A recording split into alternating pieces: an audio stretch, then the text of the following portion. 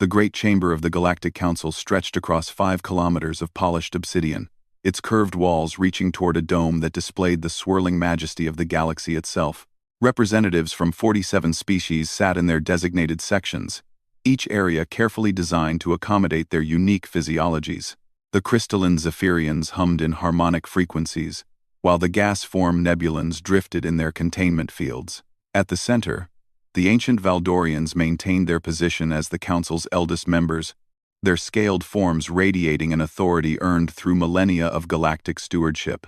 Today, however, all attention focused on the small delegations standing in the petitioner's circle at the chamber's heart. 5 humans, representing their entire species, waited as the Council deliberated their fate. Ambassador Sarah Chen stood straight, despite the weight of her responsibility, her dark eyes scanning the assembled representatives who would decide whether humanity deserved a place among the galactic community. The Valdorian Prime Speaker, Thektar, rose from his throne-like seat. His voice resonated through the chamber with the deep authority of his office. The Council has reviewed the petition of the species calling itself Humanity for recognition and membership in our alliance. We have studied their technological capabilities, their social structures, and their history. Chen felt her heart pound as the ancient being's golden eyes fixed upon her delegation. Beside her, Dr. Marcus Webb gripped his datapad tightly, while Captain Rodriguez maintained his military bearing despite the obvious tension. However, Thektar continued, his tone growing colder, we have also observed disturbing patterns in human behavior. Your species displays an alarming tendency toward violence, even against your own kind. Your wars have been numerous and devastating. Your treatment of your home planet shows a concerning disregard for environmental stewardship. A murmur rippled through the chamber as other species added their voices to the assessment. The insectoid Klaxus clicked their disapproval, while the plant-like Verdani rustled their leaves in what Chen recognized as their expression of distaste. Representative Zurak of the militaristic Corvan Empire stood next. The humans show potential in warfare, yes, but they lack discipline. They fight with passion rather than strategy. They are unpredictable. 4. The evaluation continued for nearly an hour, each species contributing their perspective on humanity's failings. The Cetacean Collective spoke of humanity's emotional instability. The logical synthetics questioned their decision-making processes. Even species that Chen had hoped might support them expressed reservations about humanity's chaotic nature. Finally, Thektar called for silence. The Council has reached its decision. While we acknowledge that humanity has achieved faster than light travel and has demonstrated certain technological capabilities, we find them unsuited for membership in our alliance. Their aggressive tendencies, their internal divisions, and their lack of unified purpose make them a potential threat to galactic stability. Chen stepped forward, her voice carrying despite the vast chamber. Honored Council, we understand your concerns, but we believe humanity can contribute greatly to galactic civilization. Our diversity of thought, our creativity, our determination to overcome challenges, these could be assets to your alliance. A dry laugh echoed from the Zephyrian section. Your diversity of thought manifests as constant conflict. Your creativity has produced weapons of mass destruction. Your determination has led to the exploitation of your own species. Thektar raised a clawed hand for silence. The decision is made. Humanity is denied membership in the Galactic Council. Furthermore, you are restricted to your own solar system. No human vessel may venture beyond the heliopause of your star system without explicit council permission, which will not be granted. The words hit Chen like physical blows. You're quarantining us? Confining us to our own system? We are protecting the galaxy from a species that has not yet learned to control its destructive impulses, Thektar replied. Perhaps in a few centuries, when you have achieved true unity and abandoned your warlike nature, the Council might reconsider. Captain Rodriguez stepped forward, his jaw tight with barely controlled anger. And if we refuse to accept this containment? The chamber fell silent. Representatives turned to stare at the human who had dared to suggest defiance of the Council's will. Thektar's golden eyes narrowed to slits, Then you will discover why 47 species have chosen to follow our guidance, while countless others have learned to respect our authority. The threat was unmistakable. Chen placed a restraining hand on Rodriguez's arm before he could respond. We understand the Council's position. We will convey your decision to our leaders. 3 days later, the human delegation's ship passed beyond Earth's moon, carrying news that would reshape humanity's destiny. The Solar Broadcasting Network transmitted the Council's decision to every corner of human space. Earth, Mars, the asteroid mining colonies, the research stations around Jupiter, and the growing settlements in the outer system. The reaction was immediate and explosive. On Earth, protesters filled the streets of every major city. Some called for immediate military action against the galactic powers, while others demanded submission to the Council's will. The United Earth government found itself paralyzed by the magnitude of the decision they faced. But in the colonies, a different sentiment emerged.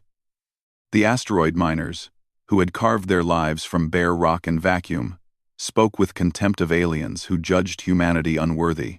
The Mars colonists, who had terraformed a dead world through sheer determination, refused to accept that they were somehow inferior to species who had never faced such challenges. Dr. Elena Vasquez, director of the Titan Research Complex, stood before the emergency session of the Colonial Council. They want to cage us like dangerous animals, she declared, her voice carrying to representatives across the solar system via quantum communication. They judge us by our past conflicts, ignoring what we've accomplished. They see our diversity as weakness, not strength. From Ceres Station, mining coordinator James Park nodded grimly.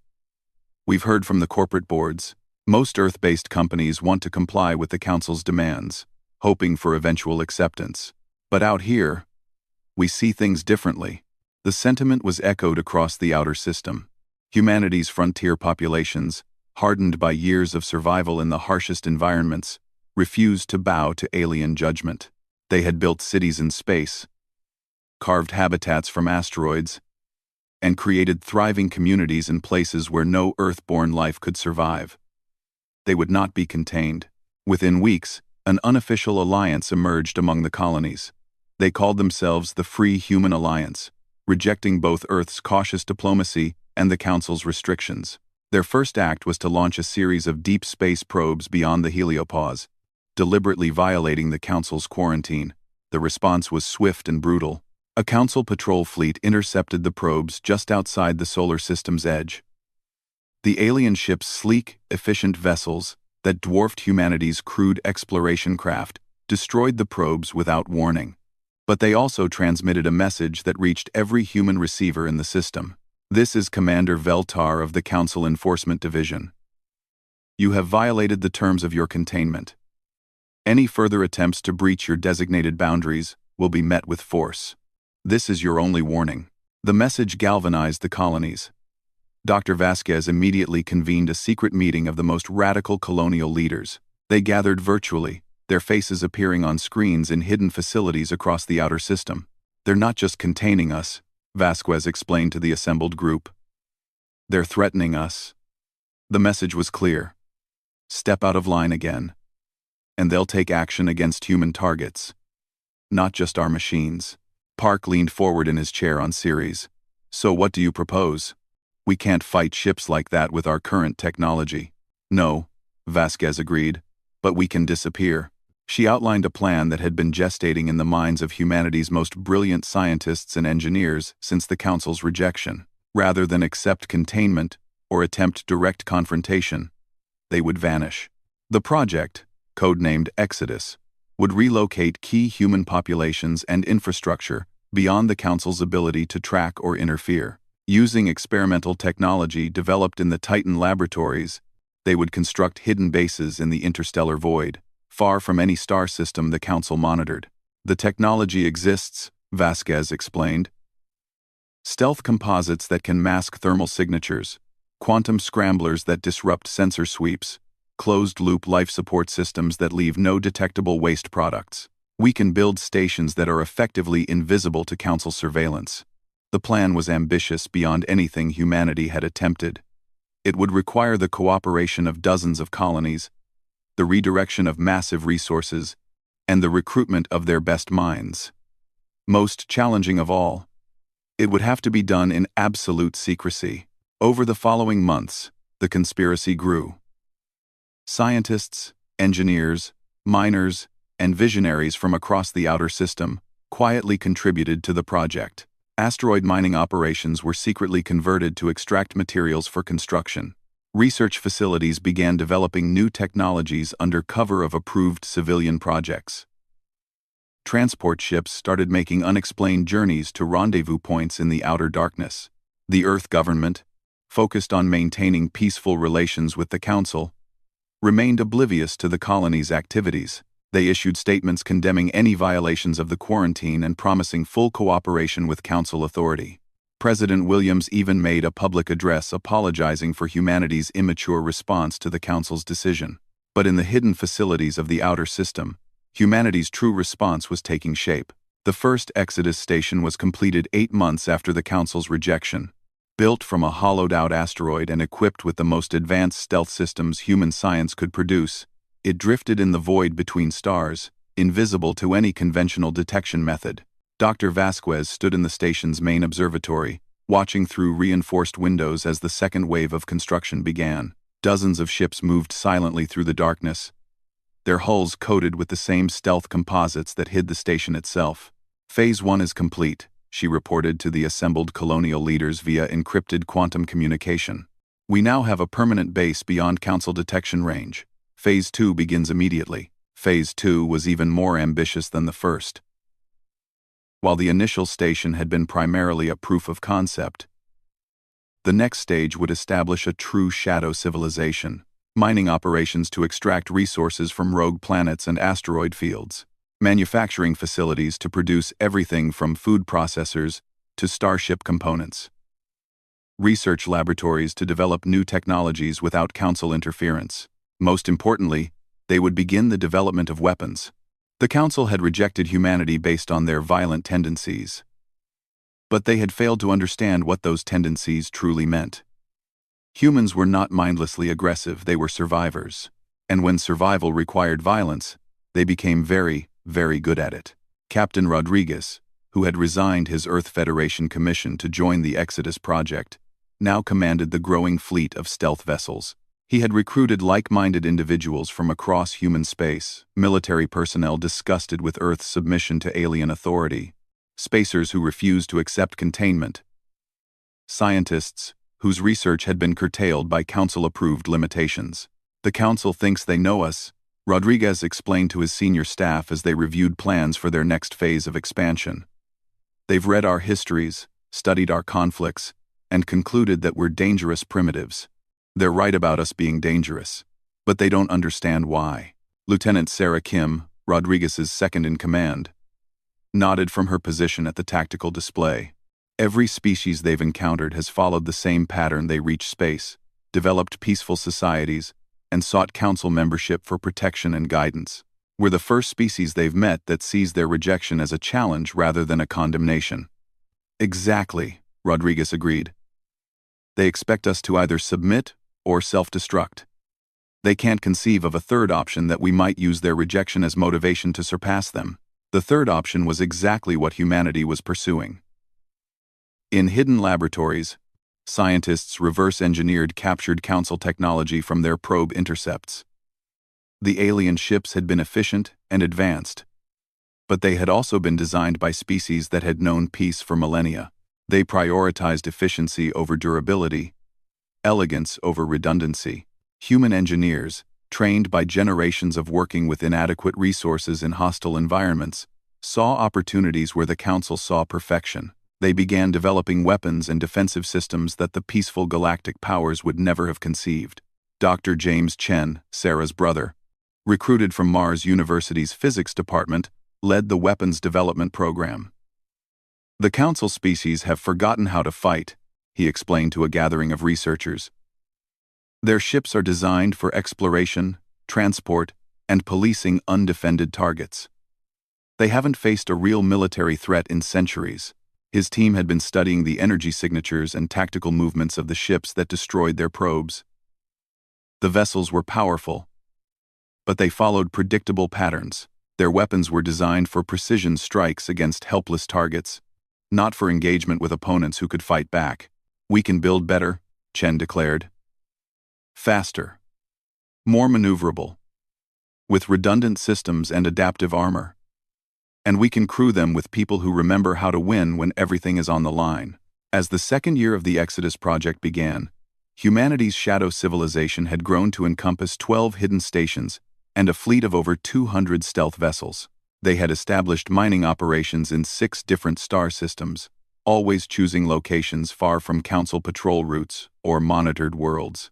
More importantly, they had begun to attract allies. The galaxy was not as unified as the Council preferred to believe. Dozens of species had been denied membership or accepted only junior status. Others had been conquered by Council forces and forced into compliance. Many harbored resentment against the galactic powers but had lacked the strength or unity to resist. Humanity's defiance caught their attention. The first contact came from a species called the Rakari, reptilian beings whose homeworld had been strip-mined by Council corporations centuries earlier. Their representative, a scarred female named Sethka, arrived at Exodus Station Alpha in a battered freighter that had somehow avoided Council detection. "We know what you are doing," she told Dr. Vasquez and Captain Rodriguez during their first meeting. Word spreads among the dispossessed, the humans who refuse to kneel, who build in the darkness beyond Council sight. Rodriguez leaned forward, studying the alien's vertical pupils. "What do you want?" "To join you," Sethka replied simply. "My people have nothing left to lose. The Council took our world, scattered our species across a dozen labor colonies. They tell us we should be grateful for the opportunity to serve galactic civilization." She paused, her forked tongue tasting the station's recycled air. "But we remember freedom. We remember what it was like to be masters of our own fate. If humanity is building something new, something beyond Council control, the Rakari wish to be part of it." It was the first of many such contacts. Over the following months, representatives from 17 different species made the dangerous journey to hidden human facilities. Some came seeking refuge, others offering resources or technology in exchange for protection from Council retaliation. The most significant contact came from an unexpected source, a faction within the Council itself. Commander Thylek was a young Valdorian officer whose career in the Council fleet had shown him the corruption and stagnation behind the Alliance's peaceful facade. He made contact through carefully encoded transmissions, using frequencies that his security clearance allowed him to access without triggering surveillance protocols. "The Council fears you more than they admit," he revealed during his first communication with the human leadership. "Your rejection was not based on concern for galactic stability. It was based on the threat you represent to their control." Through Thylek, humanity learned the truth about the Galactic Alliance.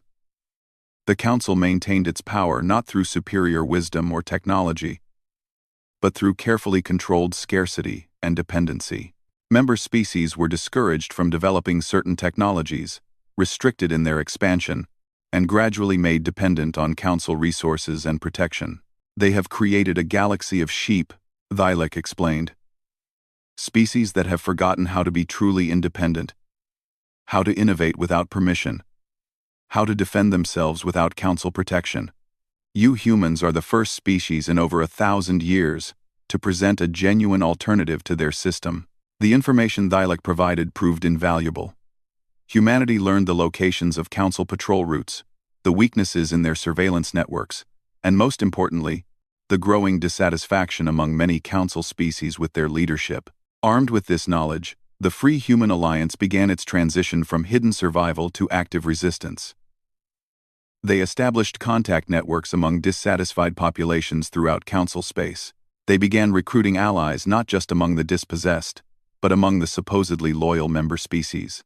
The galaxy was changing, though the Council leadership remained blind to the transformation occurring in the shadows of their empire.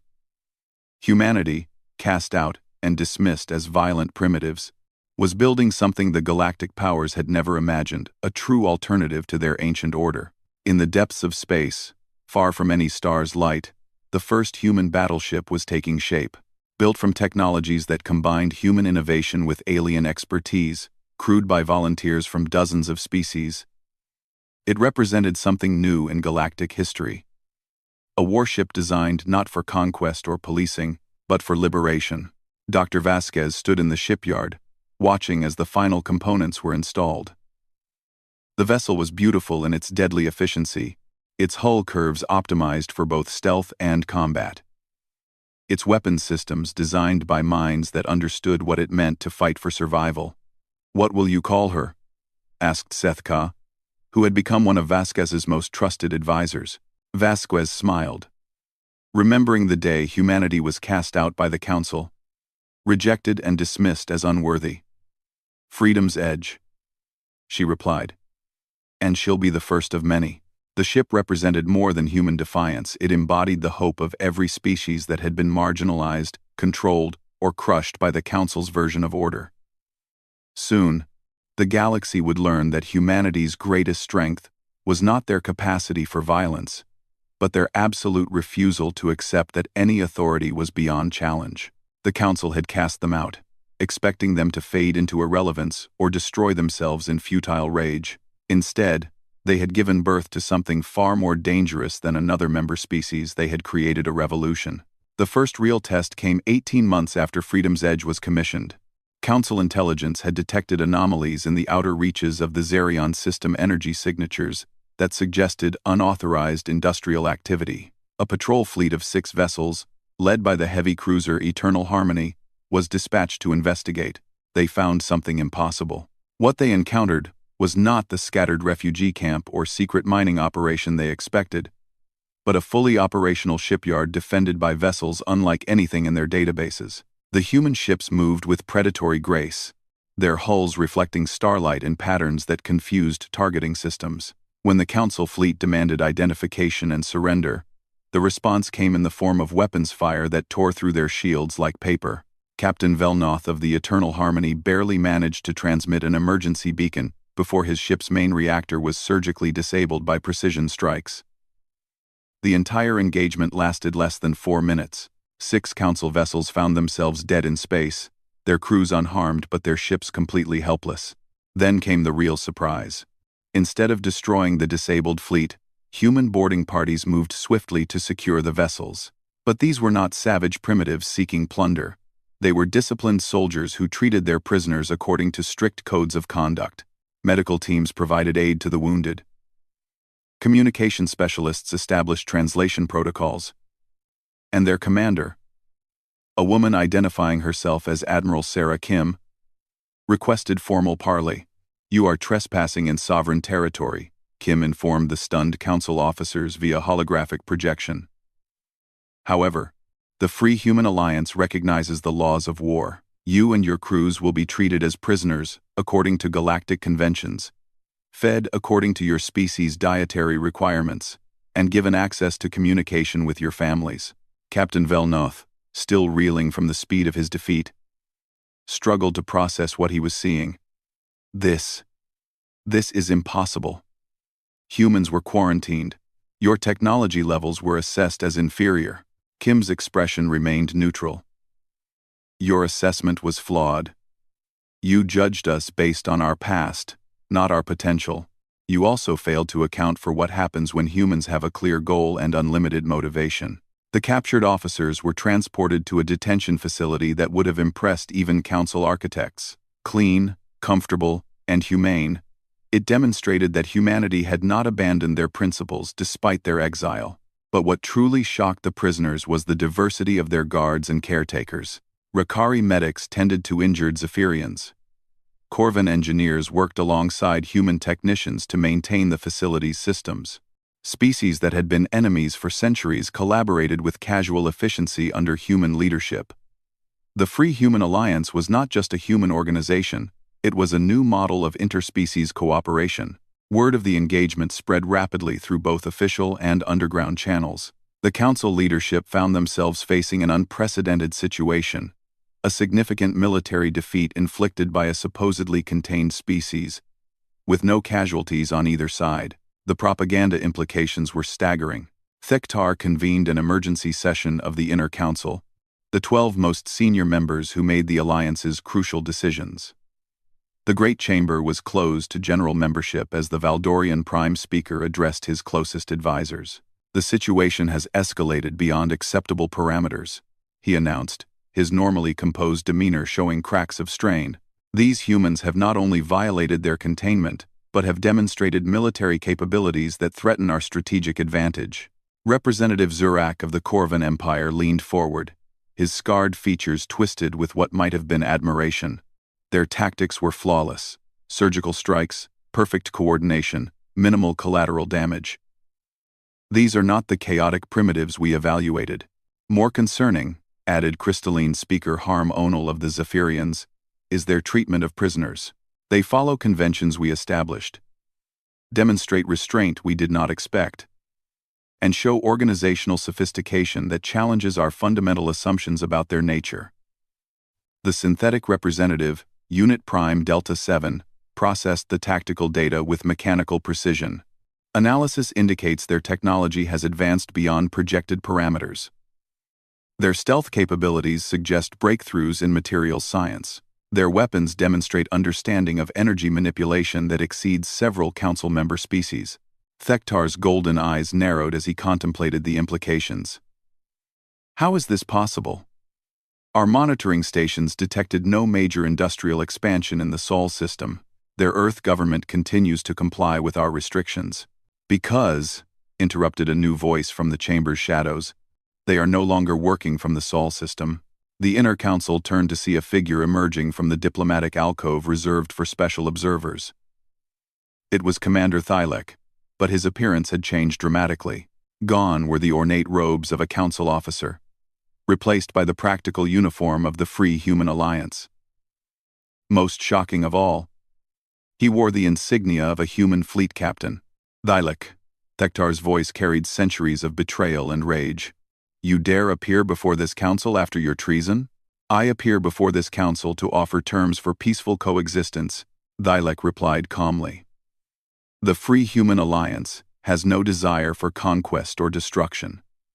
They seek only the right to exist, without interference." The chamber erupted in angry voices from multiple species.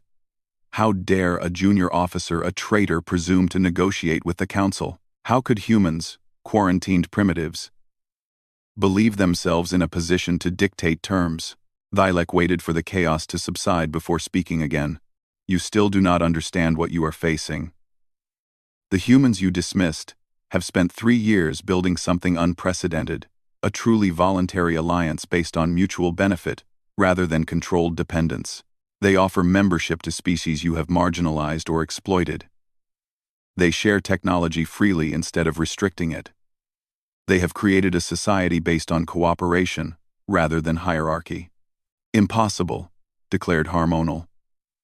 "Interspecies cooperation at that level requires centuries of cultural development. These humans are barely past their own world, which is exactly why they can do what you cannot," Thylek responded. "You are prisoners of your own success. Millennia of peace have made you forget how to adapt, how to innovate under pressure, how to unite against overwhelming odds. Humans remember these skills because they needed them yesterday." The debate continued for hours, but the conclusion was inevitable. The council could not accept the existence of a rival power, especially one that offered an alternative to their carefully maintained order. War was declared.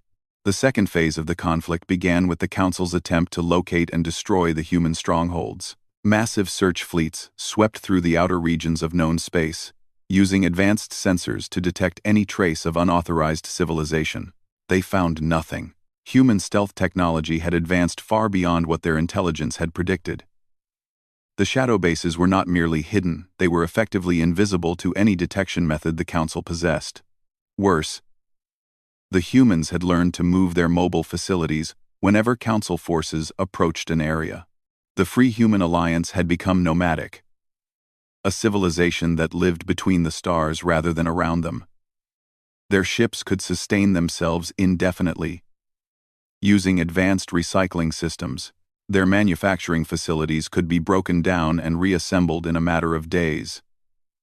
They existed in the spaces between council surveillance, thriving in conditions that would destroy traditional civilizations.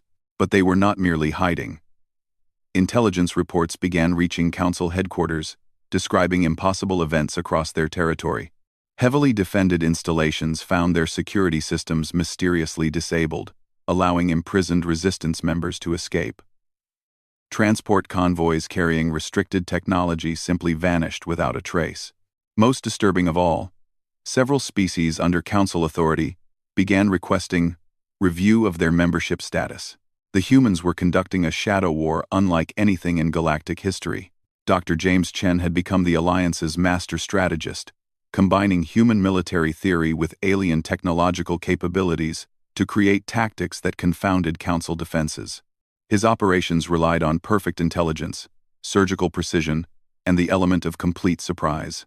Traditional warfare assumes both sides share certain limitations, he explained to a gathering of Alliance commanders from a dozen different species. The Council's strategies are based on controlling territory, protecting infrastructure, and maintaining supply lines. We do none of these things. The Alliance had embraced what Chen called flow warfare, constant movement, flexible objectives, and the ability to appear anywhere in the galaxy with minimal warning. Their ships could operate independently for months.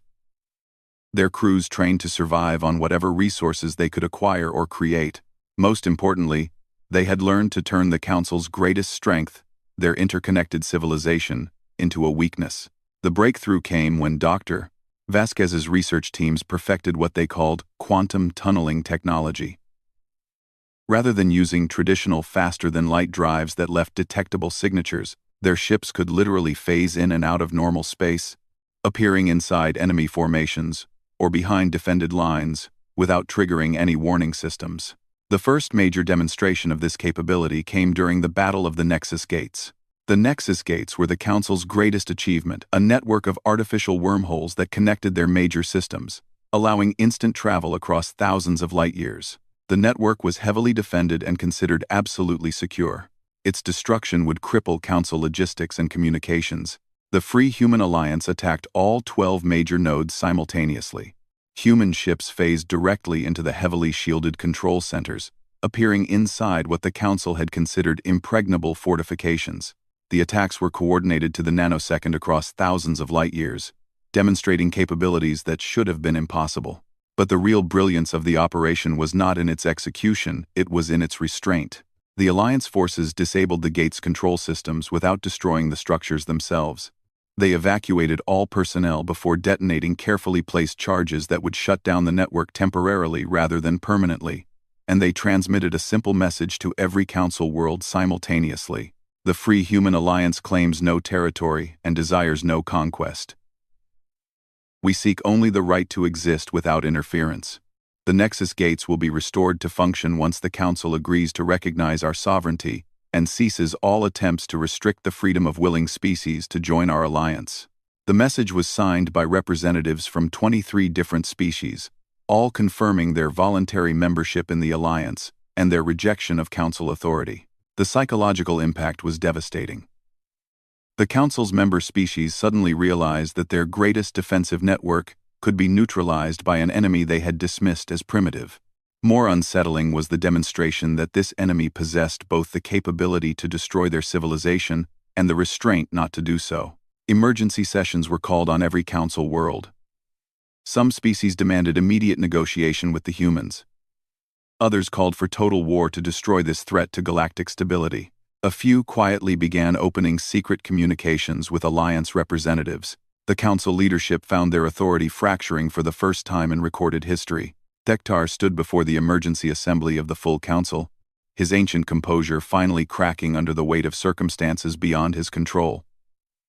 These humans have demonstrated capabilities we did not predict, and restraint we did not expect. They have shown they can strike at the heart of our civilization while maintaining what they claim are moral principles. Then we negotiate, declared Representative Vorthok of the Peaceful Cetacean Collective. If they seek only recognition and freedom, we can accommodate these demands. Impossible, Zurak responded immediately. To negotiate with them is to admit our error in rejecting them. It legitimizes their rebellion and encourages other species to question our authority. The debate raged for days, while the Nexus Gates remained silent, a constant reminder of human capabilities. Meanwhile, intelligence continued to report alliance recruitment among previously loyal species. The humans were not demanding submission, they were offering alternatives. The stalemate was broken by an unexpected development.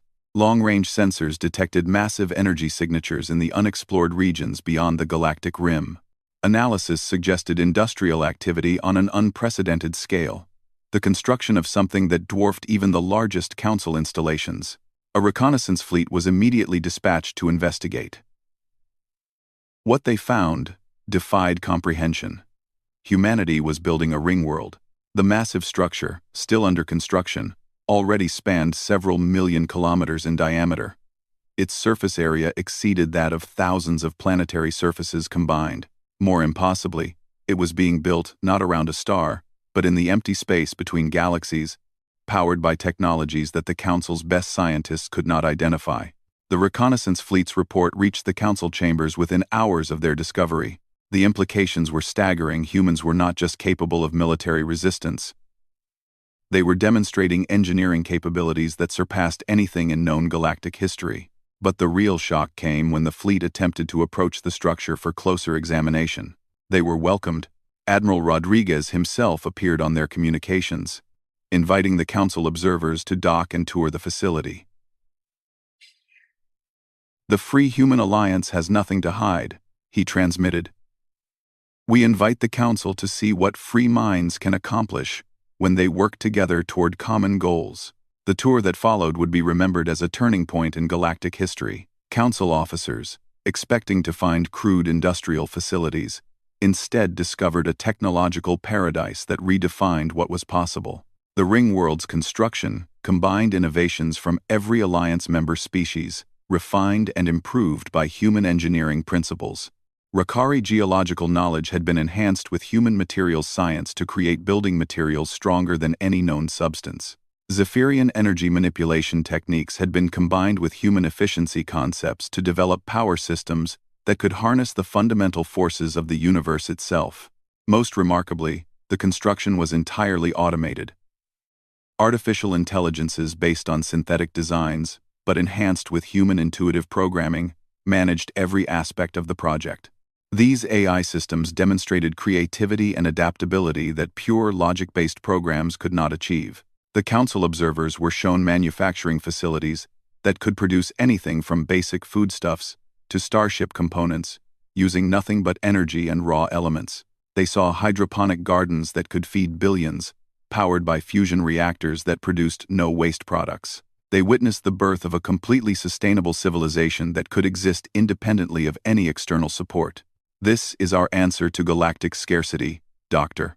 Vasquez explained as she guided the tour through residential areas where dozens of species lived together in harmony. "Your council maintains power by controlling resources, restricting technology, and ensuring that member species remain dependent on your support. We choose to eliminate scarcity entirely."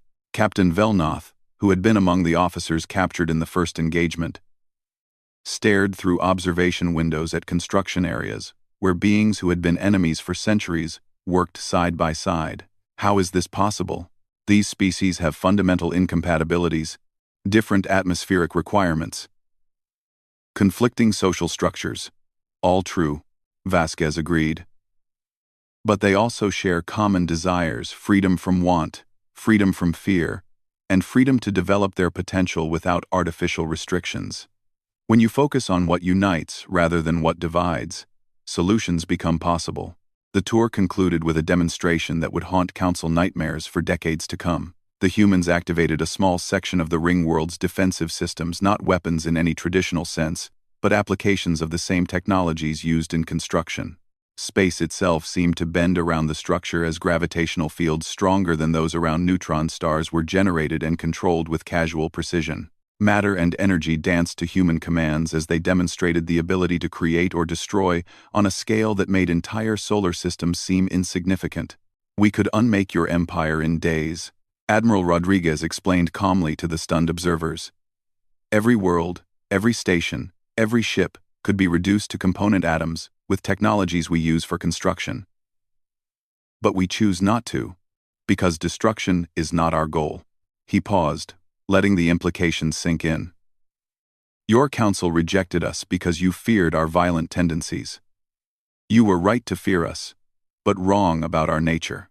We are not violent because we enjoy destruction. We are violent because we refuse to accept injustice. And the greatest injustice is preventing others from reaching their potential. The reconnaissance fleet returned to Council space carrying reports that would fundamentally alter galactic civilization. For the first time in their history, the Council faced an opponent who was demonstrably superior to them in every meaningful category: technology, military capability, economic potential, and moral authority. The humans had not simply survived their rejection and quarantine, they had transcended the limitations that defined galactic civilization itself. They had proven that everything the Council thought they knew about the nature of power, cooperation, and progress was incomplete. Most terrifyingly, they had shown mercy. As the Council leadership struggled to comprehend the magnitude of their miscalculation, a final message arrived from the Free Human Alliance. It was addressed not to the leadership, but to every individual being in Council space. Citizens of the galaxy. The message began, displayed simultaneously on every communication device within thousands of light years. You have the right to choose your own destiny. The Free Human Alliance offers membership to any species, any group, any individual who seeks freedom from artificial restrictions on their potential. We do not require submission, loyalty, oaths, or tribute. We ask only that you contribute your unique abilities to our common goal of creating a galaxy where every sentient being can thrive. The message concluded with coordinates not to hidden bases or secret facilities, but to the ring world itself. An open invitation for anyone seeking an alternative to Council authority. Within hours, ships began departing from Council worlds, carrying beings who had decided that humanity's vision of the future was preferable to the Council's version of stability. The galaxy was changing, and there was nothing the Council could do to stop it. The Great Exodus began on a Tuesday. It started small, a few transport ships from the outer colonies of various Council worlds, carrying families who had lost faith in their government's ability to protect them from what everyone now called the human problem. But as word spread through quantum communications networks, the trickle became a flood. By the end of the first week, over 10 million beings had departed. Council space for the coordinates provided by the Free Human Alliance. By the end of the first month, that number had grown to over 1 billion. Species that had been loyal Council members for millennia were voting with their feet, abandoning their worlds for the promise of something better. The Council leadership watched in horror as their carefully constructed empire began to disintegrate. Emergency sessions were called daily, but no one could agree on a solution. Military action against the humans had proven futile. Their technology was too advanced, their strategies too unpredictable. Diplomatic overtures had been ignored or met with impossible demands for complete autonomy. Most frustrating of all, the humans continued to demonstrate the moral superiority that made their recruitment efforts so effective. When the agricultural world of Ceres Prime suffered a catastrophic crop failure due to solar flare activity, it was human relief ships that arrived first, carrying emergency supplies and offering assistance with no strings attached. When the mining colonies in the asteroid belt delta experienced equipment failures that threatened to kill thousands of workers, human engineers appeared within hours to provide technical support and medical aid. The Council's own response to these crises was hampered by bureaucracy, resource allocation disputes, and political concerns about appearing weak. By the time official relief arrived, the humans had already solved the problems and departed, leaving behind only grateful populations who began questioning why their own government had been so slow to help. Thektar found himself isolated even within his own species. Younger Valdorians, especially those serving in technical or military roles, began expressing doubts about their leadership's handling of the human situation. Some went further, openly advocating for accommodation with the Alliance, rather than continued resistance. They have proven their capability, argued Subcommander Velkan during a heated debate in the Valdorian High Council. They have demonstrated restraint and moral principle. Perhaps it is time to acknowledge that our initial assessment was flawed. Thektar's response carried the fury of wounded pride and failing authority. These humans are an aberration, a temporary disruption of the natural order. Galactic civilization has existed for millions of years based on principles of hierarchy, stability, and controlled progress. We will not abandon these principles for the sake of accommodating primitives who threaten everything we have built. But even as he spoke, Thektar knew his words rang hollow. The humans were demonstrably superior to the Council in every measurable way. Their technology was more advanced, their society more adaptable, their military more effective. Most damaging of all, their moral authority was unassailable. They had offered peaceful coexistence and been rejected, suffered attempted genocide, and responded with restraint, demonstrated overwhelming superiority, and chosen mercy over conquest. The final confrontation came not through military action, but through a simple invitation. Admiral Sarah Kim, now Supreme Commander of the Free Human Alliance Fleet, transmitted a formal request to the Council leadership. She wished to address the full assembly in person, to present humanity's final proposal for resolving the conflict between their civilizations. The request sparked immediate controversy. Many Council members saw it as an opportunity to negotiate a face-saving compromise. Others viewed it as an insult. How dare the humans presume to address their betters as equals? A few suspected it was a trap, an attempt to infiltrate or attack the Council's seat of government. After days of bitter debate, the leadership agreed to the meeting, but under strict conditions. Kim would be permitted to address the assembly, but she would come alone and unarmed. Any attempt at treachery would be met with the full force of Council military might. Kim accepted the conditions without hesitation. The day of her address, the great chamber was filled to capacity for the first time in decades. Representatives from every Council species attended, along with military leaders, intelligence officials, and diplomatic observers. Security was unprecedented. Every possible precaution had been taken to prevent human infiltration or attack. When Kim's ship arrived at the Council station, it was immediately surrounded by the largest fleet ever assembled in Council space. Hundreds of vessels from dozens of species formed a defensive perimeter that could have reduced entire solar systems to ash. The message was clear: the Council was taking no chances with this dangerous human. Kim arrived exactly on schedule, piloting a small, unarmed craft that seemed almost primitive compared to the vessels surrounding it. She docked at the designated port and submitted to the most thorough security screening in galactic history. Multiple species used their most advanced detection technologies to ensure she carried no weapons, no communication devices, no technological surprises. They found nothing threatening, which somehow made her presence even more unsettling. When Kim entered the Great Chamber, the reaction was immediate and visceral. Here was the enemy that had shattered the Council's authority. The primitive who had humiliated the galaxy's greatest powers. She appeared smaller than expected, more human in a way that made her achievements seem even more impossible. She walked to the center of the chamber with calm confidence, seemingly unimpressed by the hostile stares of representatives who controlled the fate of trillions. When she spoke, her voice carried clearly to every corner of the vast space. "Honored delegates," she began, using the formal address protocols, despite the Council's rejection of her legitimacy. "I come before you today not as a conqueror seeking submission, but as a representative of free beings seeking coexistence." A ripple of angry murmurs swept through the chamber. How dare she speak of freedom when her people had violated every treaty and convention of galactic law? Kim waited for silence before continuing. 3 years ago, this Council judged humanity unworthy of membership in galactic civilization. You cited our violent tendencies, our internal divisions, our chaotic nature. You were correct in your observations, but incorrect in your conclusions. She paused, making eye contact with representatives across the chamber. Our violent tendencies exist because we refuse to accept injustice, even when resistance seems hopeless. Our internal divisions exist because we value individual thought over conformity. Our chaotic nature exists because we choose adaptation over stagnation. Thektar rose from his throne, his golden eyes blazing with centuries of authority. You speak of virtues, but your actions have destabilized the galaxy. You have violated our laws, recruited our citizens, and threatened the peace we have maintained for millennia. Peace? Kim's response carried a note of genuine surprise. Is it peace when species are denied access to technologies that could improve their lives? Is it peace when entire civilizations are kept dependent on your approval for their basic needs? Is it peace when dissent is suppressed and alternatives are forbidden?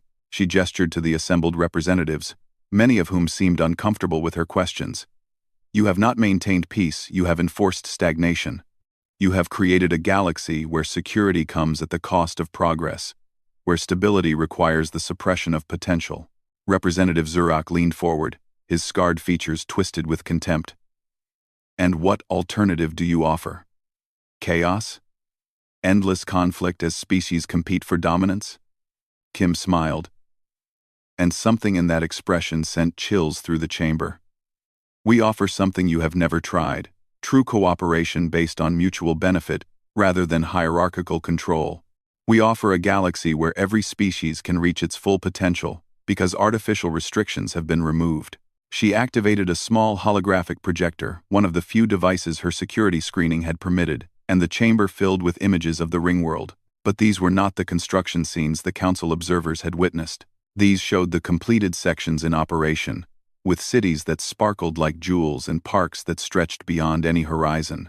This is what we have built in 3 years, Kim explained as the images shifted to show beings from dozens of species working, learning, and thriving together.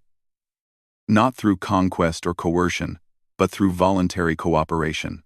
Every being you see chose to be there. Every advancement was achieved through shared effort. Every problem was solved through combined intelligence.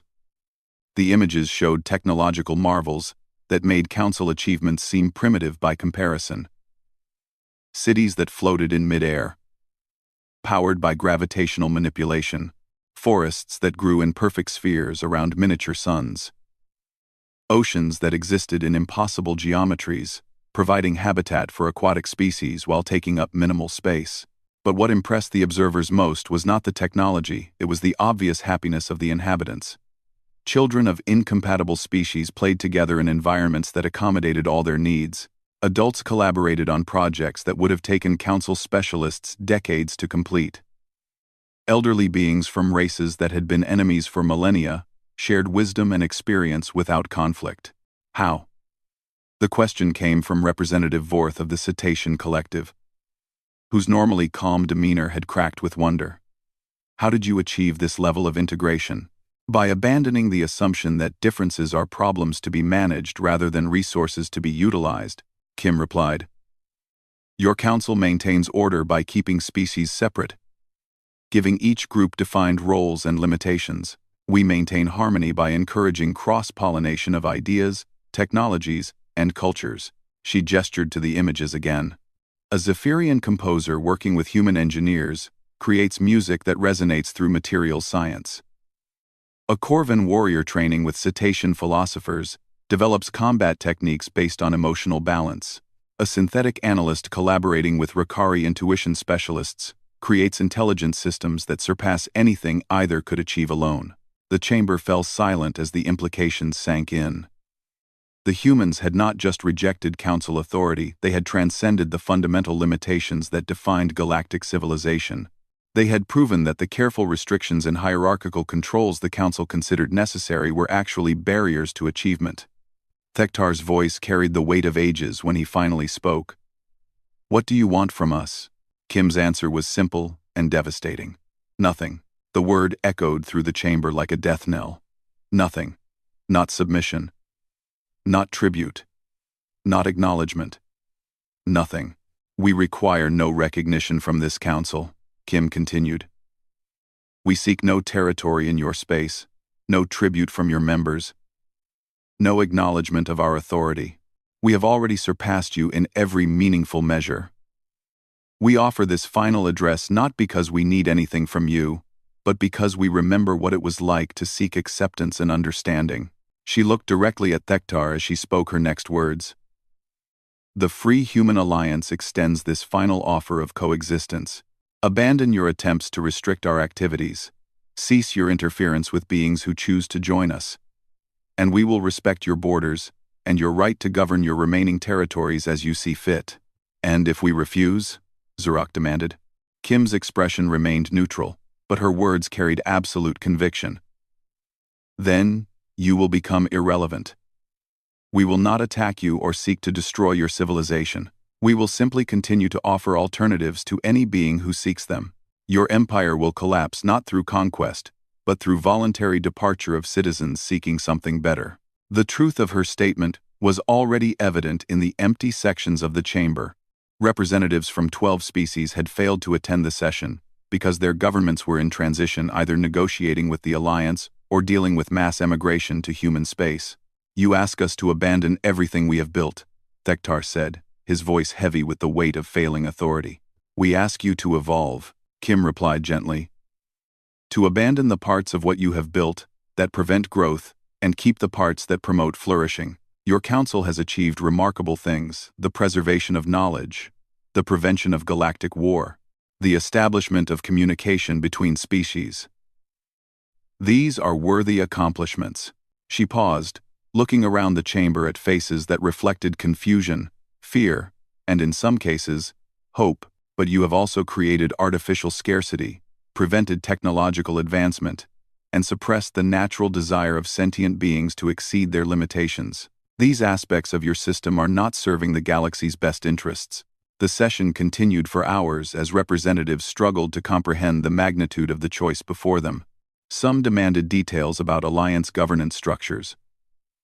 Others questioned the sustainability of human achievements. A few asked practical questions about transition procedures for species considering membership changes. Kim answered every question with patience and detail, demonstrating a level of knowledge about galactic affairs that impressed even her critics. She had not come to gloat over human superiority or demand submission from her former oppressors. She had come to offer genuine partnership to anyone willing to embrace it. As the session neared its end, an unexpected voice spoke from the observer section. Commander Thylek, still wearing the uniform of the Free Human Alliance, addressed the chamber where he had once served. Honored delegates, I was once among you, bound by the same assumptions that govern your thinking today. I believed that order required hierarchy, that progress required control, that peace required the suppression of disruptive elements. 2. His voice carried across the silent chamber. I was wrong. I have seen what becomes possible when beings are free to reach their full potential. I have witnessed achievements that surpass our greatest accomplishments.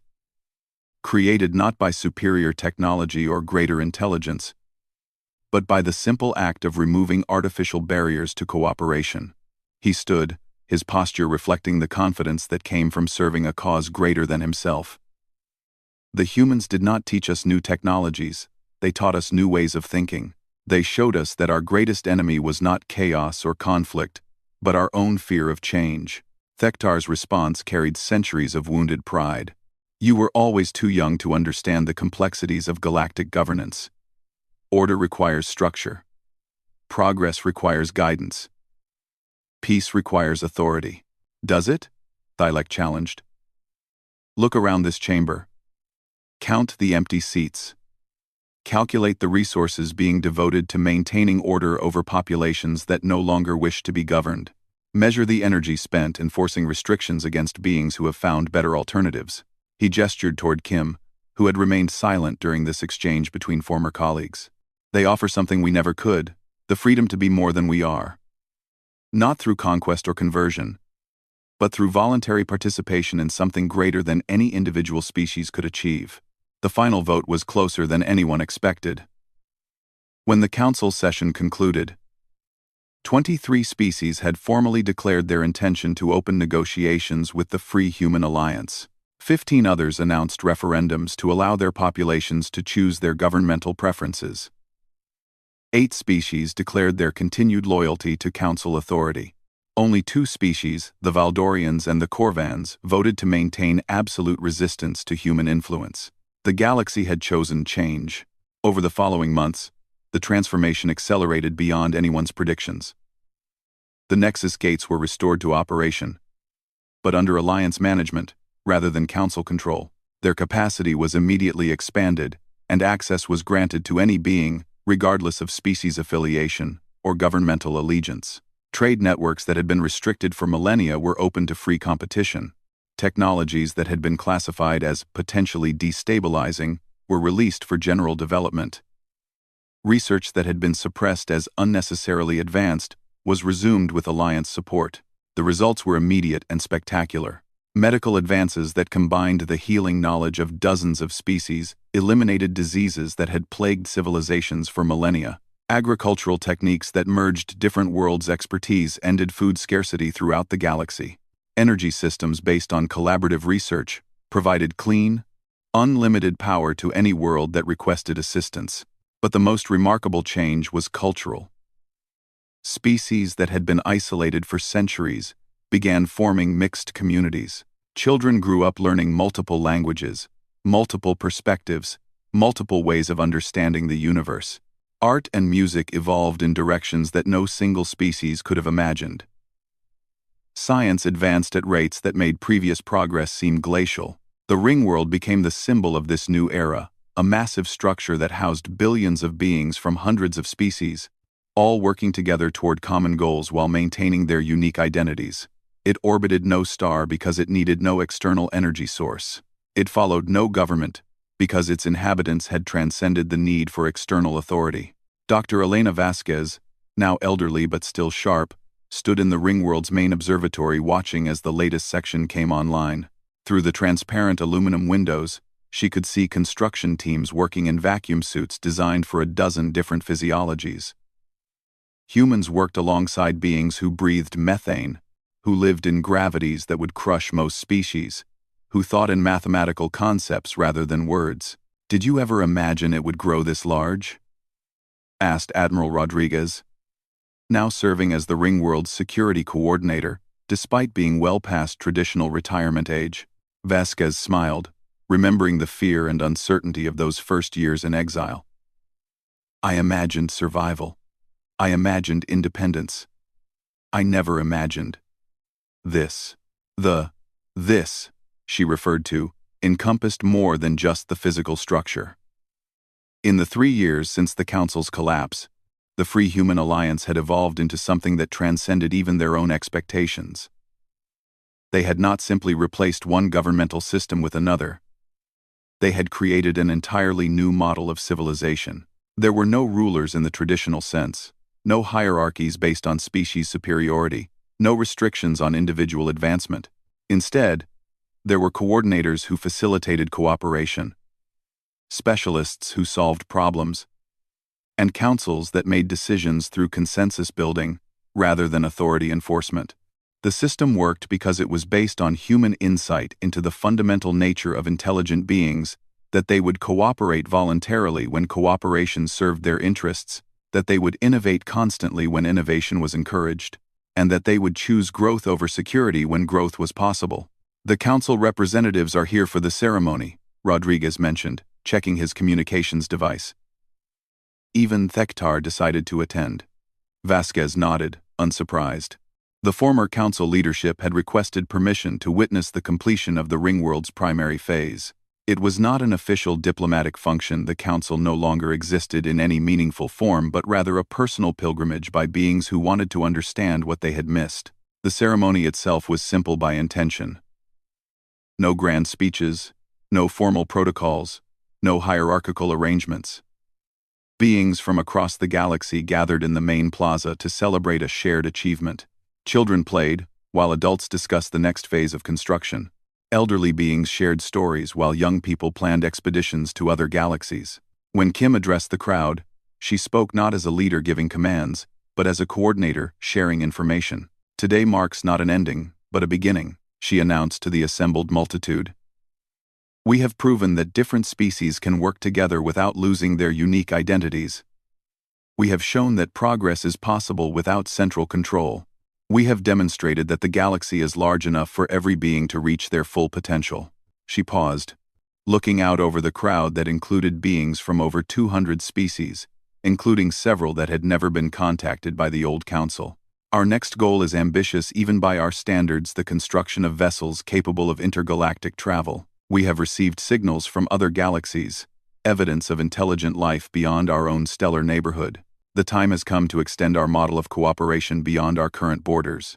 The announcement generated excited discussions in dozens of languages and communication methods. For most species, The idea of traveling beyond the galaxy was purely theoretical.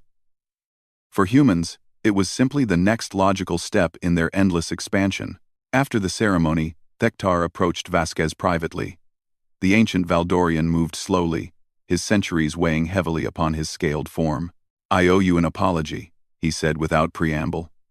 "Our evaluation of your species was not merely wrong, it was catastrophically short-sighted." Vasquez studied the being who had once held absolute authority over galactic civilization. "You made decisions based on the information available to you. No apology is necessary. Nevertheless," Thektar continued, "I must ask, how did you know? How did you anticipate that rejection would lead to transcendence, rather than destruction?" Vasquez considered the question carefully before responding. "We didn't know, but we refused to accept that rejection was final. Humans have a saying, 'What doesn't kill you makes you stronger.' Your council's rejection didn't kill us, so we used it as motivation to become something greater than we could have been with your approval." She gestured toward the bustling activity around them, beings working together, learning from each other, building something unprecedented in galactic history. "You tried to contain us because you feared our chaotic nature. But chaos is not disorder, it's potential energy, waiting to be directed toward productive goals. When you removed the possibility of following established paths, you forced us to create new ones." Thektar was quiet for a long moment, processing implications that challenged everything he had believed about leadership and civilization. "And now? What becomes of species like mine, who cannot adapt to your methods?" "You continue to exist," Vasquez replied simply. "We're not trying to convert everyone to our way of thinking. We're simply offering alternatives to beings who want them. Your people can maintain their traditional structures, follow their established procedures, preserve their cultural heritage. We ask only that you not prevent others from choosing differently." It was a generous offer from beings who had every right to seek revenge against their former oppressors. The fact that humans chose magnanimity over retribution said more about their character than any diplomatic statement could have conveyed. As Thektar departed, walking slowly toward the transport that would carry him back to the remnants of council space, Vasquez reflected on the strange turns that had brought them to this moment. 3 years ago, humanity had been a quarantined species, dismissed as too primitive and chaotic for galactic civilization. Today, they were the center of a new form of interstellar society that surpassed anything previously achieved. The transformation had not come through conquest or conversion, but through the simple act of refusing to accept limitations that others imposed upon them. They had proven that the greatest victories came not from defeating enemies, but from transcending the assumptions that created enemies in the first place. As she watched the stars wheel overhead through the observatory's transparent dome, Vasquez smiled at a thought that would have seemed impossible just a few years earlier. The galaxy was finally free, not from conflict or challenge, but from the artificial restrictions that had prevented its inhabitants from reaching their true potential. And leading that freedom were the beings who had once been called too chaotic, too violent, too primitive to be trusted with a place among civilized species. Humanity had not just risen to galactic power, they had redefined what galactic power could mean. The Council had cast them out, expecting them to fade into irrelevance or destroy themselves in futile rage. Instead, they had created something greater than the Council had ever dreamed possible, a civilization based on cooperation rather than control, growth rather than stability, and the infinite potential of beings free to choose their own destiny. It was, Vasquez reflected, a very human achievement.